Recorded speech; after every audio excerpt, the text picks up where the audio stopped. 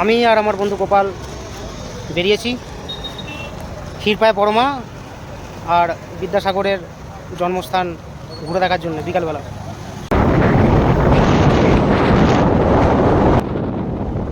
আজকের আবহাওয়াটা মেঘলা টাইপের ছিল, ওই জন্যে রাইডিং খুব ভালো লাগছিল। কালীপুর আসতে না আসতেই বৃষ্টি শুরু, যদিও কিছুক্ষণের মধ্যে বৃষ্টি থেমে গেছিল। এই রাস্তাটা হলো ক্ষীরপায়ে বড় মায়ের কাছে যাবার রাস্তা।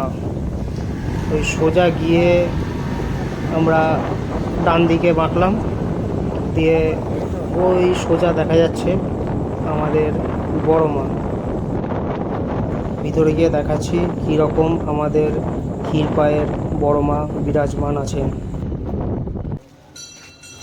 মন্দিরের বাইরের দিকটা এইরকম।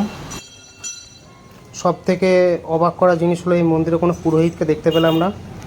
আর দেখলাম যে যারা যারা পুজো দিচ্ছে তারা নিজে থেকেই ধূপ জ্বালিয়ে বাতি দিয়ে পুজো দিচ্ছে।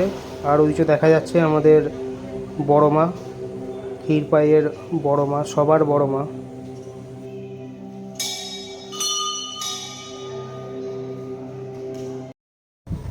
আমরা এবার বড় মায়ের কাছ থেকে বেরিয়ে যাচ্ছি, সময় সুযোগ পেলে আবার আসবো।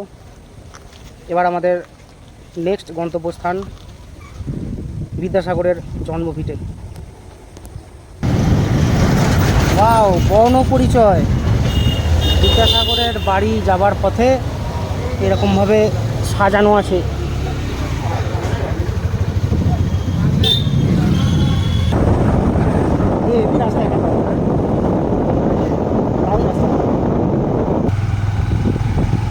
আমরা বিদ্যাসাগর তোরণ দেখতে পাচ্ছি, এখান থেকে আমরা বাঁদিকে মাখবো। বাঁদিকে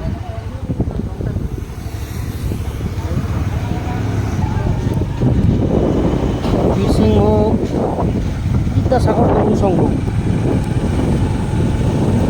আমরা জানি বিদ্যাসাগর বীরসিংহ গ্রামে জন্মেছিলেন, বিদ্যালয়।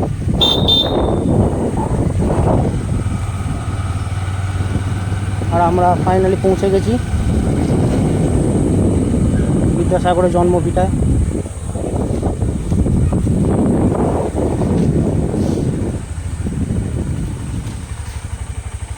আমরা ভিতরে গিয়ে দেখাচ্ছি আমি ভেতরে কী আছে। ভিতরে এরকম মাইলস্টোন টাইপের করা আছে, যেমন বেতাল পঞ্চবিংশতি কবে লিখেছিলেন, কবে জন্ম হয়েছিল, কবে মৃত্যু হয়েছিল, সংস্কৃত কলেজে অধ্যাপক কবে হয়েছিলেন, এইসব।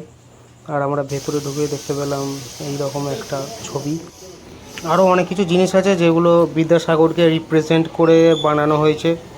ভালো ভালো ছবি আঁকা আছে। বিদ্যাসাগরের এই সব স্মৃতিচিহ্নগুলো দেখে যেন সময় থেমে যায়।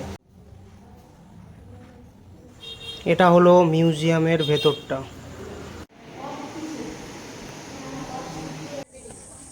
এবার আমাদের বাড়ি যাওয়ার পালা। এই ট্রিপটায় আমাদের মোট সময় লেগেছিল 4 ঘন্টার মতো।